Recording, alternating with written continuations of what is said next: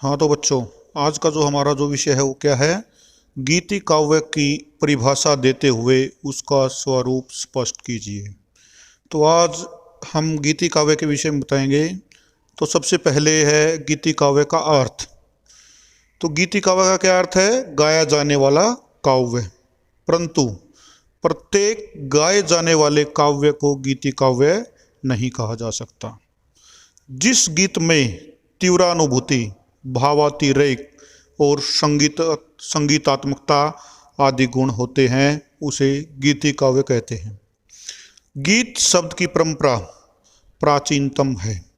गीत अथवा संगीत का मानव जीवन में विशेष महत्व है। आरंभ में गीतों के अर्थ की ओर विशेष ध्यान नहीं दिया जाता था।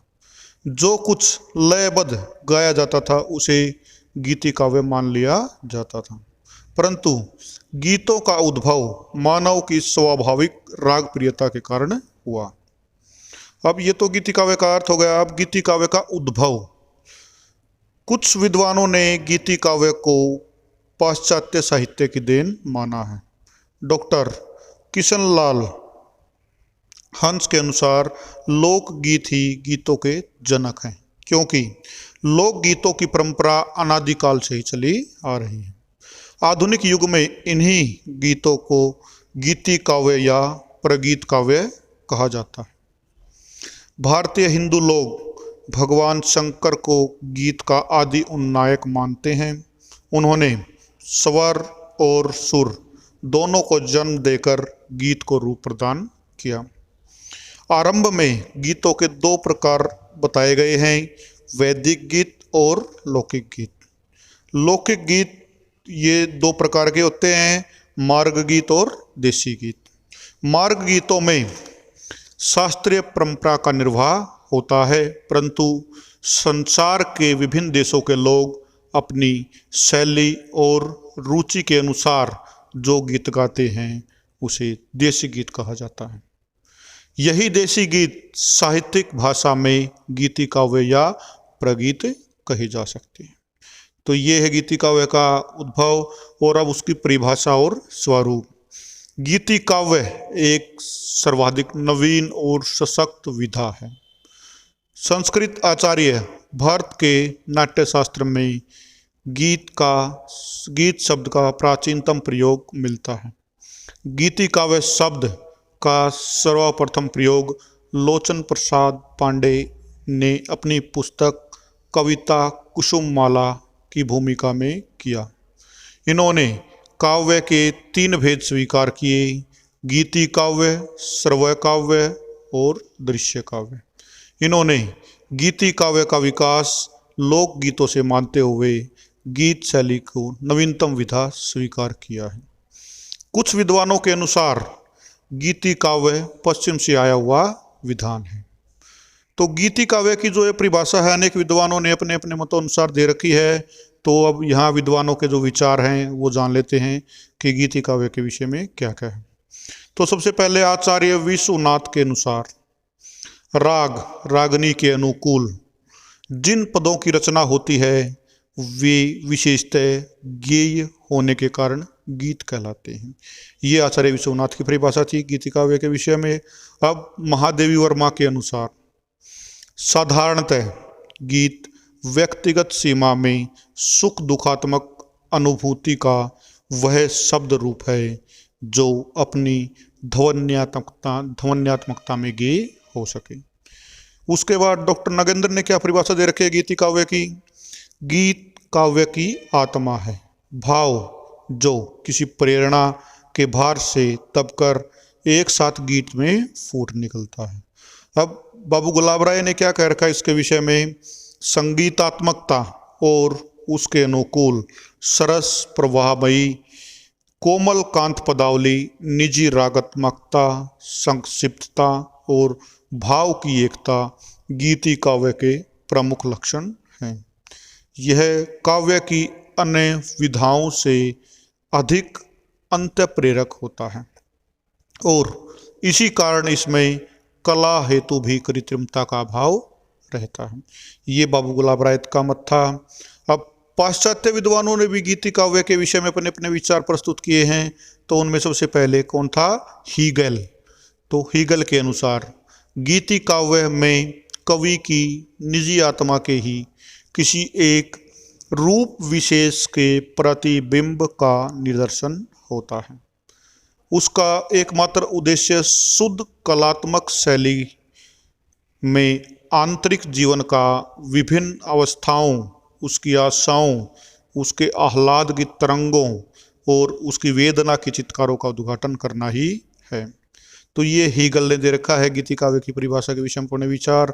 अब हडसन के अनुसार वैयक्तिकता की छाप गीति काव्य की सबसे बड़ी कसौटी है, किंतु वह व्यक्ति वैचित्र्य में सीमित न रहकर व्यापक मानवीय भावनाओं एवं अनुभूतियों से तादात्म्य स्थापित कर सके। तो पाश्चात्य विद्वानों में हीगल और हडसन ने गीति काव्य के विषय में कह रखा है। तो अब जो ये परिभाषा है, इसके अनुसार गीति काव्य के जो तत्व हैं वो क्या क्या हो सकते हैं। इन परिभाषाओं को ध्यान में रखते हुए गीति काव्य के यहाँ 6 तत्व स्वीकार किए गए हैं। कौन कौन से हैं वो? सबसे पहला है कोमलकांत पदावली। गीति काव्य के लिए कोमलकांत पदावली का होना आवश्यक है। गीति काव्य में कोमल भावना होती है, अतः कवि को उन भावनाओं के अनुसार कोमल और सुंदर कलात्मक भाषा शैली का प्रयोग करना होता है। कोमलकांत पदावली के लिए हम विद्यापति, सूर, तुलसी, मीरा आदि कवियों के नाम गिनवा सकते हैं।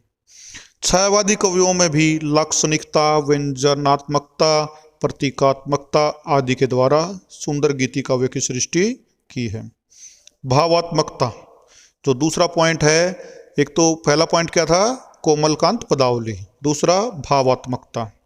गीति काव्य की आत्मा भाव है, वह हृदय के उस गंभीर तीव्र भावावेश का परिणाम है जो सहज उद्रेक और प्राकृतिक वेग के साथ फूटता है। इसलिए वर्ड्सवर्थ ने कविता को मानव मन की भावनाओं का सहज श्रृंखल कहा है। तीसरा पॉइंट है रागात्मकता। अनुभूति की अखंडता से गीति काव्य में रागात्मकता का समावेश होता है। तीव्र मनोवेग से झंझना उठने वाले भावपूर्ण शब्दों के माध्यम से व्यक्त मूल भाव काव्य का प्राण है। जैसे महादेवी वर्मा के गीत की पंक्तियां यहाँ पर ली जा सकती हैं रागात्मकता में। क्या? मधुर मधुर मेरे दीपक जल। तो ये रागात्मकता का पॉइंट था। अब जो फोर्थ पॉइंट है वो है संगीतात्मकता। भाव के आंतरिक संगीत और भाषा के शब्द संगीत में स्वर व्यंजन मैत्री, भावानुकूल पदावली व शब्द विन्यास से भाषा में भाव पक्षीय अनुरणन या वाद सौंदर्य उत्पन्न हो। संगीत का यह तत्व स्थूल में सूक्ष्म हो जाता है। अतः गीति काव्य में संगीतात्मकता का विशेष गुण है। तो उसके बाद जो पांचवा पॉइंट है संक्षिप्तता। गीति काव्य की मूल प्रेरक भावना इतनी क्षणिक, आवेग में और तात्कालिक होती है कि उसमें नियमित व्यवस्था और विस्तार का अवकाश कवि को नहीं मिलता। अतः संक्षिप्तता गीति काव्य का एक विशेष गुण है।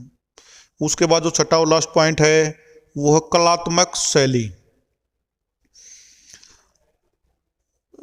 व व्यक्तिकता। कलात्मक शैली व व्यक्तिकता आत्मपर्क होने के कारण गीति काव्य में व्यक्तित्व की छाप होना स्वाभाविक है। अतः कवि अपने हर्ष, विषाद, आशा, निराशा, सुख, दुख आदि हार्दिक अनुभूतियों को व्यक्त करता है। इससे गीति काव्य में व्यक्तित्व की प्रमुखता रहती है और कवि की निजी अनुभूतियों का प्रमुखता प्रकाशन होता है। तो ये गीति काव्य के 6 तत्व बताए गए हैं। अब गीति काव्य के भेद जो लास्ट आ गया है गीति काव्य के भेद। तो गीति काव्य के अनेक भेद हैं, उनमें से प्रमुख रूप से दो प्रमुख माने गए हैं। वैसे तो 5-6 भेद हैं इसके, तो लेकिन दो ही प्रमुख माने गए हैं। कौन कौन से दो प्रमुख हैं वो? भावगीत और विचार गीत। तो भावगीत में भाव की प्रधानता रहती है और विचार गीत में गंभीर विचार एवं तत्व दर्शन का प्राधान्य होता है। फिर भी गीति काव्य के अनेक आधार हैं जो निम्नलिखित हैं। एक तो वीर गीत। तो वीर गीत में क्या है कि किसी वीर व्यक्ति के चरित्र को आधार बनाकर लिखा गया जो गीत है वो वीर गीत कहलाता है। तो इस प्रकार के गीतों में भाषा, प्रसाद और ओज गुण आदि संपन्न होते हैं। एक दूसरा क्या है? करुण गीत। ग्रीक में विशेष प्रकार के छंद विधान को ही इलेजी अर्थात करुण गीत कहा जाता है। इन गीतों में करुण का प्राधान्य होता है। जहाँ अपने प्रिय का निधन या उसके अनिष्ट की कल्पना होती है तो वो करुण गीत के अंतर्गत आता है। जैसे प्रसाद का जो आंसू काव्य है, निराला की सरोज स्मृति आदि इसके उदाहरण हैं। तीसरा है संबोधन गीत। तो गीत में किसी वस्तु या प्राणी को संबोधित कर अपनी भाव व्यक्ति की जाती है। जैसे कि छाया, निराला की यमुना के प्रति आदि जो कविता है वो संबोधन गीत के अंतर्गत आती है। उसके बाद व्यंग्य गीत। व्यंग्य गीत, तो व्यंग्य गीत उन गीतों का नाम है जिनमें किसी वस्तु, स्थान, प्राणी या तथ्य पर व्यंग्य या कटाक्ष किया जाता है। आधुनिक काल में भारतेंदु, निराला तथा प्रगतिवादी कवियों में काफ़ी व्यंग्य गीत लिखे जाते हैं। निराला की कुकुरमुत्ता जो कविता है तथा मालपुए आदि ऐसी ही कविताएं हैं। तो ये जो हैं वो गीतों के भेद दो माने गए, लेकिन और कुछ उनके आधार है गीतों के। तो ये सारा का सारा ही क्वेश्चन इस प्रकार है। तो इसमें क्या है? गीत का अर्थ, परिभाषा, उद्भव और विकास, गीतों के तत्व और भेद। तो ये सारा का सारा जो है वो कंप्लीट हो चुका। ठीक, ओके भाई।